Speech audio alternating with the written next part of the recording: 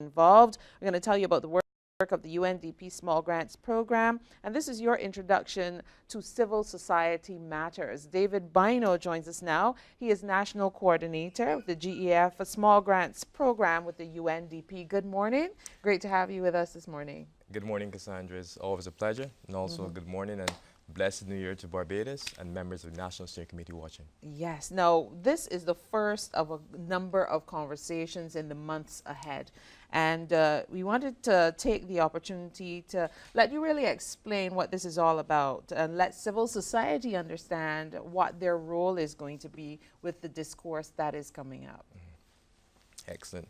In terms of civil society matters, I think it's an excellent opportunity to really demonstrate to Barbados the contribution of civil society over the years, what they're doing, what they have been doing, and what they plan to do. I think there's no more important period for us to do such. If we look at the state that the world is at today, we would recognize that civil society has a very important part to play. Yeah. Just the example that was spoken about recently with Venezuela. Yes. Civil society is playing a significant role to make sure that a lot of the issues that are resulting from what has happened are being corrected in the sense in terms of people are still being fed, people are still being clothed, people are being looked after, because there's civil society organizations in there also performing that role. Yeah. I want to step back a bit, and if we look at the Agenda 2030 that identifies the Sustainable Development Goals globally, things like zero hunger, you know, ensuring that all children are educated, that we take climate action because we are all aware that climate change is real. It is. It's a reality. And these various sustainable development goals can only be achieved, and governments around the world recognize they can only be achieved if government and the private sector partners with civil society. The everyday people have to be the game changers, who have to mobilize and do something. Yeah, because this is extremely important. And if we look at our history in Barbados, we recognize that there was a time where a child was raised by community and community organization. A child was educated by church organizations because at that time, government could not afford all the educational institutions to ensure that persons were educated properly. So the church played a significant role. There were several organizations in terms of health, like the Cancer Society, the Red Cross, and others that played that significant role.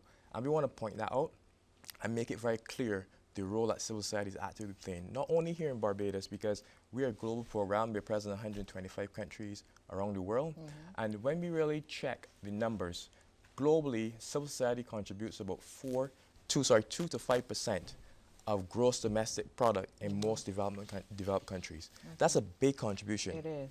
It's major. So for persons who may still be trying to wrap their minds around it, who engages when it comes to civil society? If we had to define civil society that the average person could understand, civil society is any organization who's involved in activity that's distinctly different from business and government at the community level. So they're doing things in a different manner than government and business would approach it at the community level. But then cumulatively, it also adds up to the national level as well. So therefore, you have community level civil society organizations, you have national and you have internationally recognized civil society organizations. And if we had to break it down, we'll find that globally there are more than 6,600 registered international CSOs. But when you come down to the national and community level, there's several million. In Barbados alone, my program supports and funded over 100 civil society organizations, and we have over 1,000 registered in Barbados. So there's a significant role that these organizations play. The UN has pointed out that we cannot achieve sustainable development unless we have civil society on board, because they're there to keep governments accountable. When a government steps over the line, civil society should be saying, hey, we agreed on such and such. This is what you should be doing.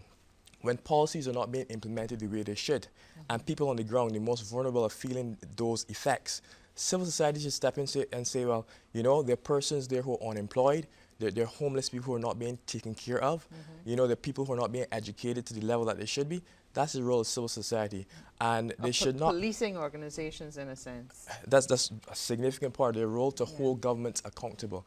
And they're not to be seen as as a adversary, but as a partner in development, because we all need to be accountable to someone. Yeah. And sometimes you need that reminder. Yes. We're going to pause here, but we're going to come back and tell you more about the work of the Global Environment Facility Small Grants Program implemented by the UNDP in partnership with civil society. That's what it's about. This is the first conversation introducing you to what we will be focusing on in the months ahead. So we're continuing our discussion, focusing on the UNDP Small Grants Program and an introduction to civil society matters. You'll be hearing more right here on Morning Barbados in the months to come. So we want to help you understand what the Global Environment Facility Small Grants Program is really all about. David Bynoe is National Coordinator with the program. So what can you tell us about how it facilitates and its role?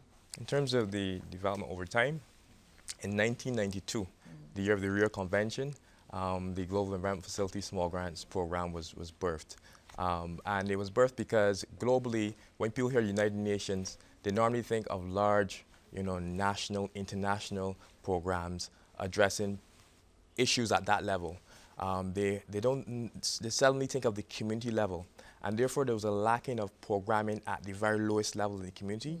And therefore, the Global Environment Facility Small Grants Program was developed to address those issues at the community level, and not working only with governments, as the UN traditionally worked a lot with governments and sometimes the business community, but actively engaging civil society organizations at that level. In fact, in that same period, Agenda 21 was very important because it said that for us to achieve sustainable development, we have to engage very actively civil society, and from that 9 major groups were formed.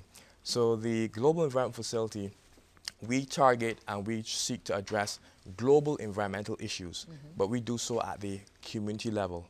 And cumulatively being present in 125 countries around the world, we do have a global impact. So that becomes macro then? So Yes. It's a spin-off kind of effect. Yeah, so it's still a global program, Yes. but we implement in country at the community level, and cumulatively we do that. From we the achieve. ground up. Yes, and we provide 2 main contributions to society.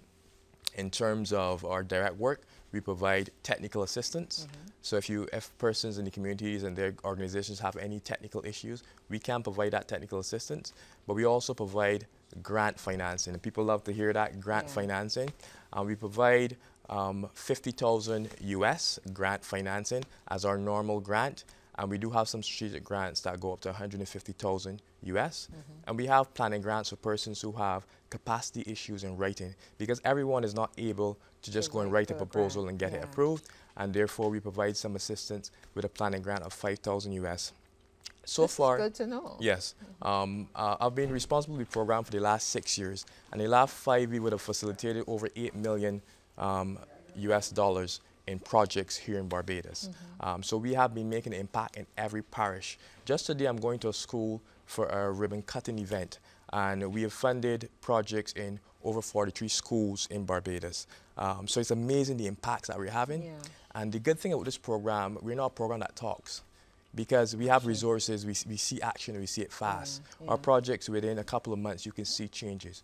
Many of the national civil society organizations that have been awarded, we have financed and facilitated their work at the community level.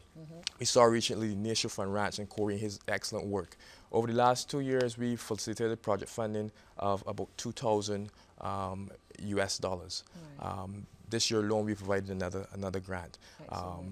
BBHS, many of the organizations, the Youth Environmental Network, we would have funded.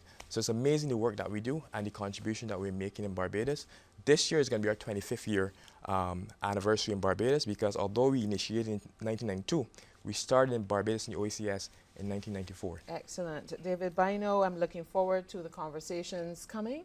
You will be hearing more about this session. It's going to be a new segment in the months ahead, Civil Society Matters. You'll hear more from David Bynoe and some of the other partners. So we look forward to your staying with us and learning more about the work of the UNDP program. So again, you just heard about what's happening with the UNDP Small Grants Program, and we will keep you updated.